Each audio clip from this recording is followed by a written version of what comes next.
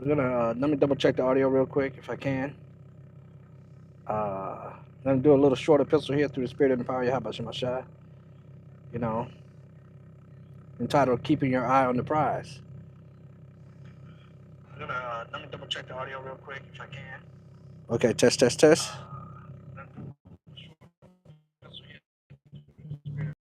Okay. Now the camera's it's gonna be acting stupid. Oh shit. Hold on. I thought I tightened this thing up. Hold on. Okay. I did. I tightened this up. There. Should be okay. Why is it wobbling? Salaki.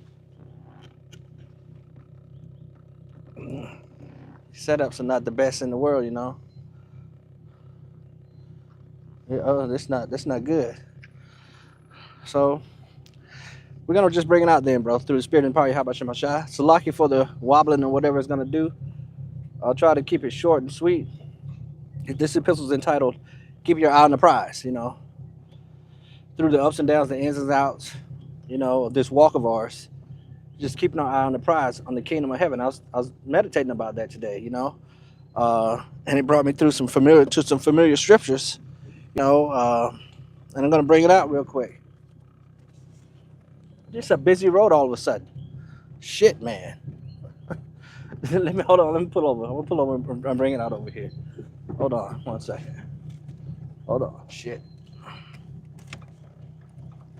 Yeah, busy road all of a sudden.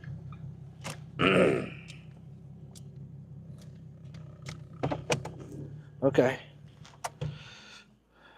I'm gonna grab this real quick. This is the book of Matthew. I want to bring this out in the Good News translation right here, actually. Matthew chapter 5, verse 18.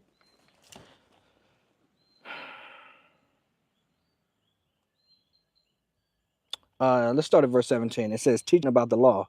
It says, do not think that I have come to do away with the law of Moses and the teachings of the prophets, you know, to say before, prophesy. I have not come to do away with them, but to make their teachings come true. Right. Everything was written aforetime or written for our learning that we through patience and comfort of the scriptures might have hope. You know, the laws of life from cover to cover. Yahweh Shah said, behold, I come in the volume of the book. You know, Baruch speaks about this book of the law. You know, you're not gonna depart from it. Hold on, let me go get that Baruch real quick. You know, we come to understand that this is the script, you know, that we live by. Uh, talks about the future, the past, and the present. This is the book of the commandments of Yahweh Shemashah, the law that endure forever. All that keep it shall come to life, and such as leave it shall die. Right, and within this law that's written are the warnings. You know, how to walk, how to live, the land Sabbaths, you know, how to love your neighbor, how to take care of yourself, how to take care of your animals, how to take care of your slaves. Everything is written in this book, right? The prophecies about the wicked being revealed, Esau, Edom, the Caucasian race, the devil that the Bible speaks of, all the things that you know, they are to do to fulfill to fulfill prophecy, right? Uh, about the MRK, the CHIP, and ultimately the end of this age, the end of this world. It says, do not think that I've come to do away with the law of Moses and the teachings of the prophets. I have not come to do away with them, but to make their teachings come true. Remember that as long as heaven and earth last, not the least not the least point, nor the smallest detail of the law will be done away with, right? Not until the end of all things, not until the end of all things, the end of this age, the end of these prophecies, you know, that's written in the scriptures. So then, whosoever obeys even the least important, Salaki, whosoever disobeys even the least important of the commandments and teaches others to do the same will be the least in the kingdom of heaven. On the other hand, whoever obeys the law and teaches others to do the same will be great in the kingdom of heaven, right? And that's very important, bro, because as we see, you know, of course, the Plantation Christian Church, you know, they tell you that you got to die to go to the kingdom of heaven, right? You know, you're gonna be floating on the cloud and all that stuff, or either you're gonna go to hell, you know, things like that. So they're definitely not teaching the correct doctrine. You got those of the circumcision speaks about You can get yours here on earth. You can we can go set up a black community. There's been Israelites saying they're not waiting on the Messiah at all. You know, they're gonna do it themselves. You know, they even quote the kingdom of heaven is within you. Speaking about they're gonna do it themselves. They're gonna build the kingdom of heaven within Esau's kingdom. So they're not teaching the law. They're not teaching the prophecies, the commandments correctly, bro. Um, I want to go to Ecclesiasticus. No, it's Ecclesiastes in the Bible. But I didn't bring a regular King James. I'm gonna continue to use this one right here. This Good News Translation, Ecclesiastes. Just real quick, chapter 1, verse 2. It says, "It is useless, useless," said the philosopher. And this goes into in the KJV. It says, "Vanity, vanity, all is vanity." You know, everything in this world is vanity. Number one, we're in Esau's kingdom. This is his kingdom. You know, Lazarus and the rich man. Yahweh Shai even said it. This is not my kingdom. If it were, my servants will fight. We're slaves here. You know, so everything here is vanity. We can try to get things, you know, but ultimately we're gonna leave. We're gonna die in this world. You know, but the Lord, but Yahweh Shai promises everlasting life, rulership. You know, we're not gonna be under the curses. We're not gonna build a house and another man liveth in it. You know, under the curses in captivity. So everything here is vanity. It is useless, useless, said the philosopher. Life is useless, all useless. You spend your life working, laboring, and what do you have to show for it? Generation come and generations go, but the world stays just the same. The sun still rises and it still goes down, going wearily back to where it must start all over again. The wind blows south, the wind blows north, round and back again. Every river flows into the sea, but the sea is not yet full. The water returns to where the rivers began and starts all over again. Everything leads to weariness, weariness to great, weariness too great for words. Our eyes can never see enough to be satisfied. Our ears can never hear enough. What has happened before will happen again. What has been done before will be done again. There is nothing new in the whole world. You know, so we understand reincarnation, but ultimately there is going to be an everlasting kingdom that's going to be established, a change, you know, a changing of the guards. You know, when the righteous are in authority, the people rejoice, but when the wicked bear rule, the people mourn. You know, so you know, I just wanted to speak on that real quick, and yeah, I'm doing a video right now. How are you? Welcome back. Thank you, thank you. Um, Yeah, you know, so everything here is vanity, bro. We're waiting on. That's why I entitled this epistle, "Eye on the Prize," man. Eye on the prize, because it's so beautiful, you know. What the Lord has blessed us with to know that this is not the end all be all. You know, so we're gonna keep our eye on the prize, thinking of the world to come, thinking about all the wonderful things that Yahweh Shemashah got planned for them that love Him, immortality, everlasting life, you know, and no more Edomites, bro. No more Edomites. Come on. Let me see. I got Second Corinthians lined up right here. Second Corinthians, Second Corinthians,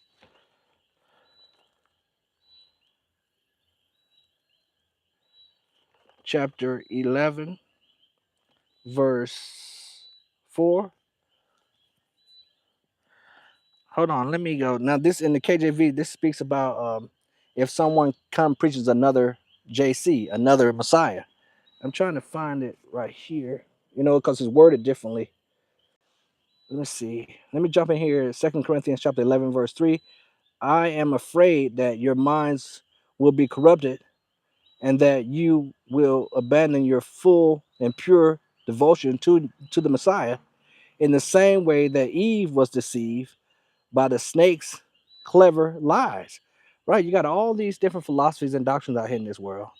You know, you got Esau with his Big Bang Theory. You got Esau with his plantation Christianity. You know, Jake has taken that up. You got these false prophets, even those are the circumcisers. It says, "For you gladly tolerate anyone who comes to you and preaches a different Yahweh Shai, a different Messiah, not the one we preach, right? And you accept a spirit and a gospel completely different from the spirit and the gospel you receive from us. So the scripture speaks about you might as well put up with it, if you do that, because ultimately, you have not been blessed with the gift of faith, because you have not been blessed with the Holy Spirit of truth. If you are misled, because the scripture speaks about they're going to rise false prophets, in so much that if it were possible, they deceive the very elect, but we know that it's not possible. That's why we bring out this epistle about keeping your eye on the prize, once again, because Esau is going to come with his new W agenda, speaking about his heaven and his trying to do that reset, his heaven and his earth, trying to keep it going, right, and trying to get people to bow down to him and to take the MERKCHIP and be perpetual slaves in his kingdom. It's a lie. It's a deception, right? And people are going to fall for it. But the true believers, we're going to keep our eye on the prize, knowing that this is the end of their kingdom, bro, and the kingdom of heaven is about to be established. Esau is the end of the world, and Jacob is the beginning of it that followed. And it's so heavy and it's so beautiful, bro. And we need to have patience in this time, to understand what we're involved in and trust in Yahweh Shem Shah, like we brought out yesterday. This is the book of Matthew, chapter 24, verse 24. Again, in the Good News translation, it says, you know what? I'm gonna start at verse 23 because I was gonna bring this out anyway. Then, if someone says to you, look here, here's the Messiah, or there he is, do not believe it. For false messiahs and false prophets will appear. They will perform great miracles and wonders in order to deceive even God's chosen people, if possible. Listen, I have told you this ahead of time. Right. People are gonna come as they're doing now, like we were just speaking about, trying to build up the kingdom here on earth before its time, without the Messiah, without the prophet, without the spirit of prophecy, without prophecy being fulfilled. That's why I read earlier, not one jot and not one tittle of the law shall pass to all be fulfilled. All these prophecies must be fulfilled. We're talking about the MERKCHIP, World War III, Jacob's trouble. These are the prophecies that's going to be fulfilled. So we're going to keep our eye on the prize, looking forward to these things. And what's coming out right now is a lot of things are coming out about the lady, that Ukrainian woman that got supposedly stabbed up on the train. This guy that got shot supposedly in the neck and stuff or whatever. And people are saying that these are false flags. F's and conspiracy. Just to stir shit up and bring order out of chaos, and to bring about these prophecies. Ultimately that's what's happening, because the king's heart is in the Lord's hand. So ultimately it's to fulfill prophecy, but at the same time it's a deception. Whether it be true or whether it be fake, we got to keep our eye on the prize of the prophecies of uproars of the people, the implementation of the MERKCHIP, Jacob's trouble, the martial law, concentration camps, all these things, and trusting Yahweh Shabbat, trusting the true words of the Lord, bro. Keeping an eye on the prize and World War III, and that's when we're gonna get our deliverance, bro. So we're looking forward to these things. Not, let these people in this world be jumping all over the place and worried about all these things that's happening. We're watching them. We're watching these things take place, but we're also keeping our eye on Yahweh Shabbat, bro. Luke chapter 17, verse 21. I don't think my booty's sticking out in the road. Luke 17 and 21.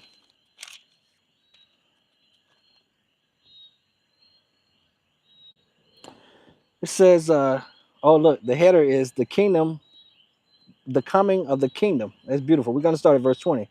Some Pharisees asked Yahweh when the kingdom of Yahweh would come. And once again, this is in the Good News translation, all these scriptures that we're bringing out right now. Luke chapter 17, verse 20. Some Pharisees asked Yahweh when the kingdom of Yahweh would come. His answer was, the kingdom of Yahweh Shemashah does not come in such a way as to be seen.